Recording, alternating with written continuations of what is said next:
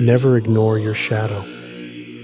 The shadow is the hidden counterpart of one of the most important parts of your psyche, the ego. Your ego says, "I am me." It separates you from everything else, guiding your conscious thoughts, decisions, and identity. But the shadow lives in the unconscious.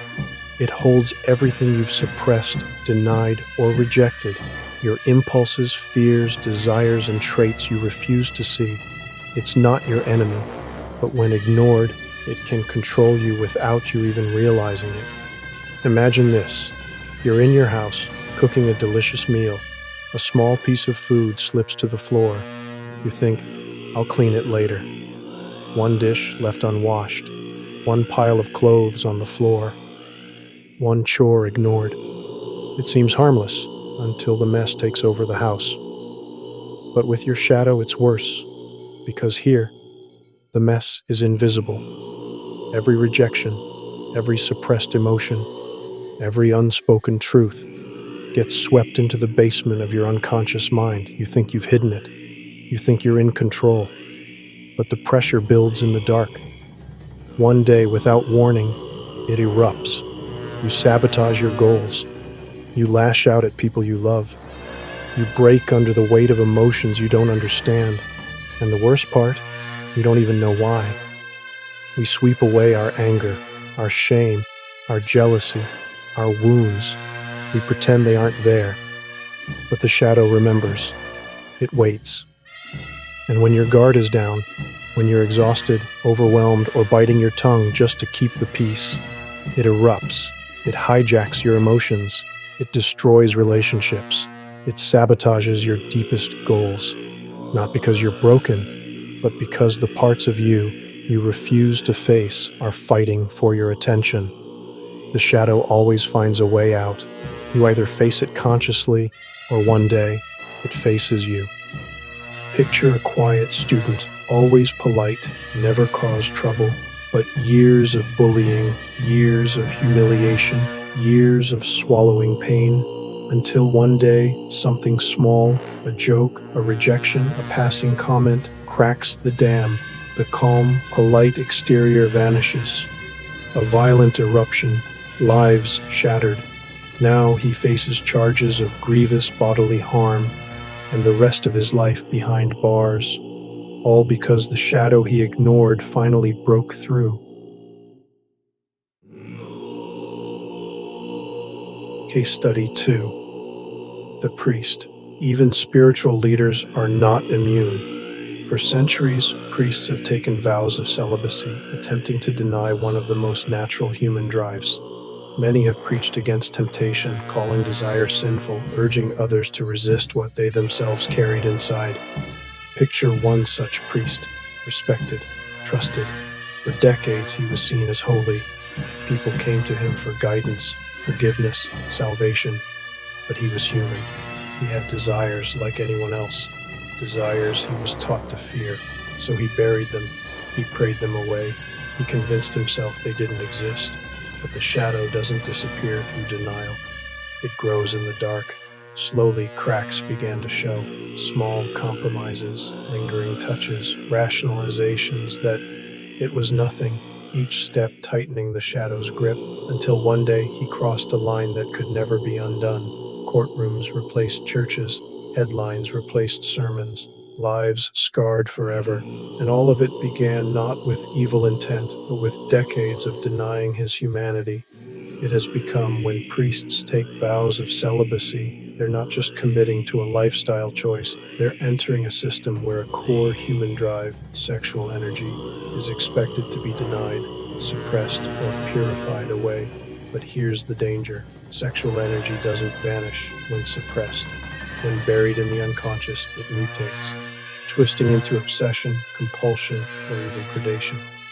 Over centuries, this systemic suppression has created a breeding ground for scandals, abuses, hidden corruption, and a reputation of sexual misconduct over the centuries.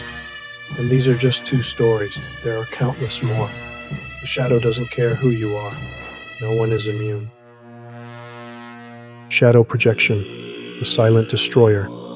But with shadow projection, something even more subtle and far more dangerous happens. All the emotions you've rejected, your anger, shame, jealousy, fear, don't just vanish. They don't dissolve into thin air. They get projected outward, onto other people unconsciously. And when this begins, you lose control over your conscious reality. You think you're steering the ship of your life, but in truth, the mess you've ignored is at the wheel. It's like water pressure inside old pipes. At first, you hear the faint creak, the tiny leaks. You ignore them, but one day, the pipe bursts, water floods the house, and it feels like it came out of nowhere. That's what happens with projection. You live in a sinking ship, patching holes with your bare hands, and no matter how fast you plug the leaks, new ones appear, because you never fixed the foundation. The explosion in daily life. Suddenly, tiny things set you off. You pick fights with strangers at the supermarket over nothing. You explode in road rage at a red light, cursing a driver who barely brushed your lane. You accuse your partner of betrayal when all they did was forget to text back. Small disagreements turn into volcanic eruptions, fallouts with friends, breakups, divorce. You wake up the next morning ashamed, asking yourself, why did I do that? What's wrong with me? But the truth is, it wasn't you. It was the part of you you buried.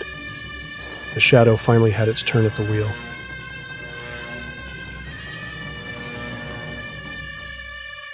The mirror effect. This is the cruelest trick of all. You see in others the very things you've buried in yourself. You call them selfish, but it's your selfishness you refuse to face. You accuse them of anger, but it's your rage clawing for release. You despise their arrogance, but it's your pride staring back at you. Everyone becomes a mirror, and you're at war with your own reflection. But because you've blinded yourself to your shadow, you can't see it. It's like punching a mirror. You think you're destroying the enemy, but every blow just cuts you deeper. Case study, the woman with cats. Take, for example, the woman with 10 cats. On the surface, she tells people she chooses to be alone. She says she doesn't need anyone, that relationships are a waste of time, that people are the problem. But look deeper. Her marriage collapsed years ago. Not because her husband abandoned her, but because every suppressed wound turned into accusations, suspicion, rage. She projected her bitterness onto him until he broke. Her children, she drove them away one by one. No matter what they did, it was never enough. Every mistake was magnified, every flaw a reflection of her own unhealed pain. Eventually, they stopped visiting altogether. Now, she lives in a fortress of delusion. Cats fill the silence of a life where humans cannot stay. She tells herself it's her choice, that she's free. But the truth, everyone annoys her because her shadow demands a scapegoat.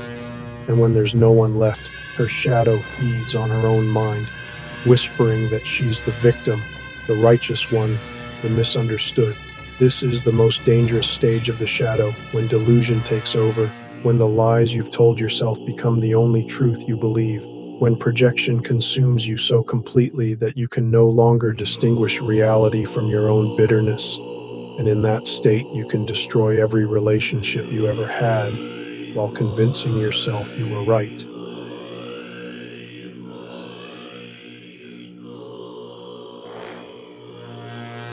Final warning before you step into your shadow to lay past traumas to rest.